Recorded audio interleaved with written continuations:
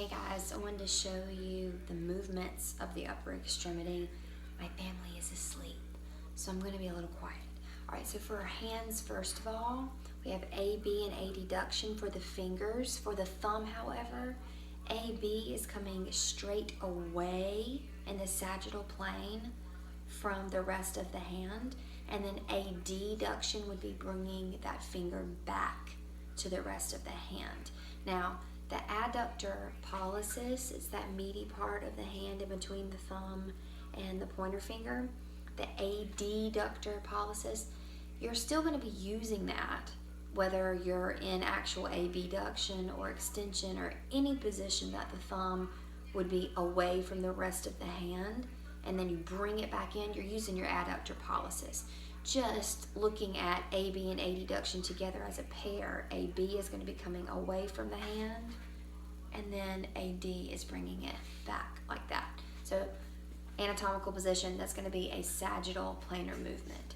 Extension and flexion of the thumb, that's going to be a frontal planar movement, like a windshield wiper. So make an angry 4 and then come out to the side. That's going to be extension, flexion, extension. All right, with the wrist, fingers forgot, flexion, extension, flexion, extension. With the wrist, we have 4 things going on. So we have flexion, extension, abduction, and adduction. Now, AB is also called radial deviation. AD is also called ulnar deviation. With the elbow, we have flexion and extension. With the shoulder, we have flexion, straight out in front, flexion, extension, hyperextension, but remember your definitions for hyperextension. So if you're looking at it from a medical perspective, hyperextension would be way back here where I'm at risk of injury. For a health or fitness professional, really, we might call that hyperextension, but obviously I'm not getting injured. It's a very normal range of movement or motion for that joint. So we have flexion and extension. We have abduction, adduction. We have horizontal adduction, adduction, horizontal abduction. And then we have internal and external rotation. About internal and external rotation, where a lot of students get confused, is often in pictures they'll have the elbow at 90 degrees of flexion and they'll say internal and external rotation. The only reason they have the elbow flexed is so that you can actually see that the humerus is rotating in that socket. Okay, we're not talking about anything with the forearm. We're talking about the humerus rotating in and out. So medial or internal rotation, lateral or external rotation. Same concept, let's talk about the forearm. All right, so we have the elbow and we have the wrist. Then we have the forearm, which is right there in between. Pronation, that is taking the radius over on top of the ulna, and then supination there. Those are forearm movements. Transverse plane, longitudinal axis. Students get confused with that one because they think of like opening a doorknob. Again, my elbow's flexed. So I'm taking anatomical position and I'm putting it here. And they'll say, oh, that's a frontal planar movement. They're thinking about the poster board being here, rotating with their forearm. That's not what's happening if you're analyzing it from anatomical position. Remember to always come back here and then look at what your forearm's doing. So that's going to be rotation about the transverse or horizontal axis with the longitudinal plane. Oh my goodness, word vomit. That would be rotation about the horizontal or transverse plane with a longitudinal, vertical, or superior inferior axis. Okay? With the shoulder, there's a lot of range of motion there. A lot of different movements. That's the joint in the body that can do the most things. So just make sure you're compartmentalizing each of those. So flexion, extension, AB, AD, horizontal AD, AB, and then internal and external rotation.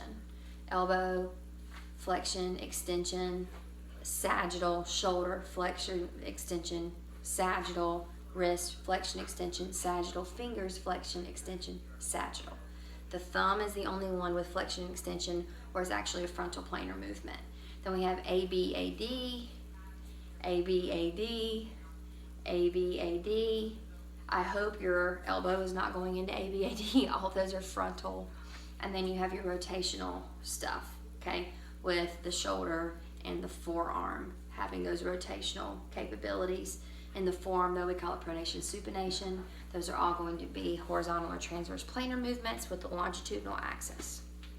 Okay, the only other thing we need to talk about is opposition, multi-planar. So yes, we're coming forward in the sagittal plane, we're crossing that frontal plane.